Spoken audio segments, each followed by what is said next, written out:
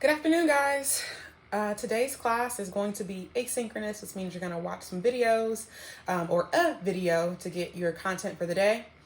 Please watch the whole video because I will be giving you a quiz on Thursday when I see you about some of the content in the slideshow that I'll be talking about. I think this is a good idea. Just, we're going to switch it up a little bit. So we're going to start off with the warm-up like we always do. You'll see that I have posted inside of Schoology your 5-week warm-up so you guys can see the different quotes as they get added every day. So just make sure that you go there, copy the quote, respond to the quote and the questions at the bottom. So today's quote is about mindful. It's a mindfulness Monday kind of quote. I know it's not Monday, it's Tuesday. But it's my first time seeing you this week, and I want us to be mindful for the first time that I see you this week because it's been a heavy week. Last week was kind of heavy with a lot of different things happening in the current events. Even last night, some of you guys might have experienced some things in your communities, depending on where you live, based on some police violence. So I just kind of want to lighten it up and just feel a little bit better about starting off the class or starting off the day. So the quote is from Wayne Dyer, and it says, "Be miserable or motivate yourself. Whatever has to be done, it's always your choice." One more time. Be miserable or motivate yourself. Whatever has to be done, it's always your choice. By Wayne Dyer. So first off, do you agree? Do you disagree with this quote? Do you have a personal or historical connection to the quote in any capacity? What are some ways that you motivate yourself when you're having a rough day? What are some additional things that you can incorporate into your daily routine that will help motivate you? I know for me, how I feel, the music I play, how I wake up in the morning really determines what kind of day I have. So if I wake up happy and full of energy, I'm going to have a great day. But sometimes I wake up sluggish and I have to kind of push myself and say, you know what? I don't want to have a bad day today. I'm going to have a great day. So I'm going to push myself and go a little bit further. Okay. What motivates me? I don't know. What motivates me? I like things. May not be the best motivation, but the ability to get, buy things that I need or whatever that is, that kind of motivates me and pushes me and propels me forward. And what are some things that I've added? Like this year, I've added a little bit of yoga into my daily routine so I can get some stretching since I do a lot of standing in the same spot 24/7. So, let's figure out what you need. But I want you to respond to this quote. When we come back together on Thursday, you guys are going to share your responses. All right. So we're going to move on. I'm going to give you time. So you can pause the video right now if you want to. All right. So we're going to start back with our slideshow. So on the screen right now, you should be seeing the slide. I believe we stopped at the Reconstruction slide, but if not, you can just fast forward to the part that we started on, okay? All right. So during Reconstruction is going to be this period where literally they have to put troops in the South to stop the Southern slave owners from re-enslaving these newly freed African Americans. So the South, we're going to put federal troops there to make sure that those African Americans stay free, but they're also going to kind of help increase the knowledge base in the African American community by creating new schools or allowing new schools to be created specifically for them. Because once again, even though the African American population has been freed, they're not seen as equal. They don't want to be, white Americans do not want to be in classes or buildings or restaurants or anything like that with them. So they're going to kind of create this separate path of education. So one way we're going to see a lot of school and education pop up throughout the South are going to be the Julius Rosenwald schools. So you have the Julius Rosenwald Fund. He's going to create hundreds of one-room schoolhouses throughout the South. And by doing that, like literally you have 5-year-olds to 15-year-olds to 16-year-olds all getting education in one place because they're kind of all starting off at the same starting point because they haven't had any education. So whether you're 15, 5, 6, 7, whatever that age range is, you don't really have what you guys would know as basic, information like reading, writing, and arithmetic things. So one of the things that this directly benefits me or my family are historically Black colleges or HBCUs.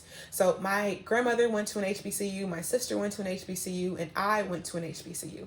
Historically Black colleges were founded definitely before slavery ended in the North, but they're not going to come into the South until after slavery is over to educate newly freed African Americans. And that's where my family was and where they were able to, get an education and kind of, increase our family's value or, financial value.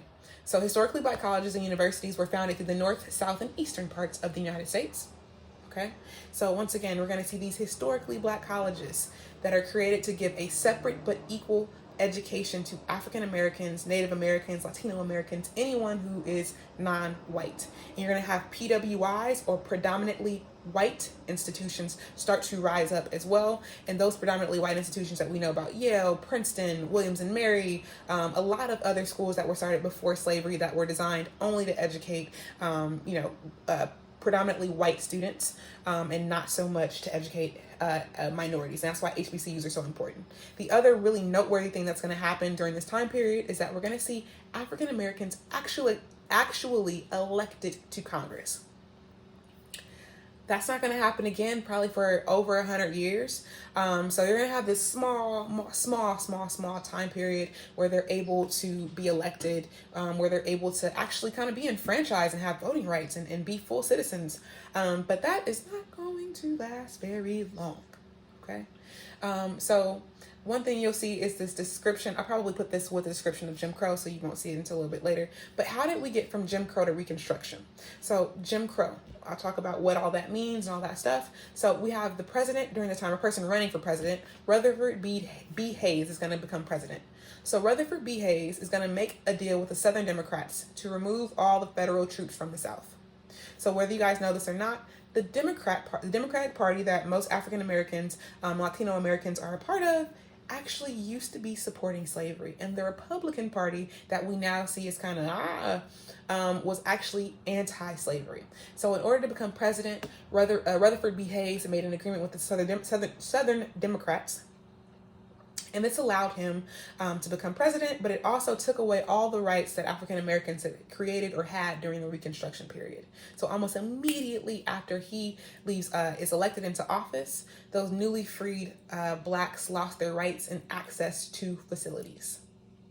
So the term Jim Crow. So when we see Jim Crow, I'm going to put it up on the screen so you guys can see that. So when you see Jim Crow, it's not a real person. Jim Crow is not a real person, but it's a derogatory term for African Americans. So if anyone has crows around their house, crows are obviously kind of black. Not kind of, they're black. Okay.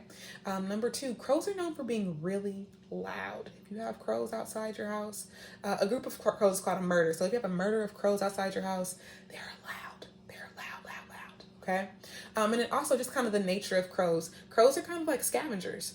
They're kind of deceptive. They can be, really interesting. And it's kind of a negative depiction of African Americans. And so with the rise of Jim Crow at the end of Reconstruction, you see a push for the separate but equal. So separate but equal. So we know that separate but equal is not legal anymore. That's what happened during the Civil Rights Movement. They got rid of that and made things where everyone is supposed to come together. But during this time period in the 1860s, 1870s, Jim Crow and the separate but equal is the mandate of the time. All right, so one of my favorite cases when it comes to Plessy v. Ferguson, because we're moving away from slavery and into Jim Crow temporarily. So Plessy v. Ferguson, this is Homer v. Plessy. You should be seeing a picture of Homer v. Plessy on your screen right now. So Homer v. Plessy was 1/16 African American. If you look at Homer Plessy, he doesn't look like it. But somebody knew Homer Plessy's background. This is where the haters come in history. Like, why you have to hate on my guy? You couldn't tell my guy was even African American, but somebody knew his background and was like, ayo, he's black. He black. So Homer Plessy is literally, he's going to sue and go all the way to the Supreme Court. So we're going to see the Jim Crow laws are going to be strengthened by the Supreme Court decision in 1896. Homer v. Ferguson. Plessy v. Ferguson, excuse me. So Homer Plessy is going to be 1/16 African American. He tried to board a white-only train. Okay, so he looks white. He's 1/16 African American. He's more white than he is any other race. So he's going to try to board this plane, but somebody knew that he was passing for white, and they asked him to move into the colored section of the train.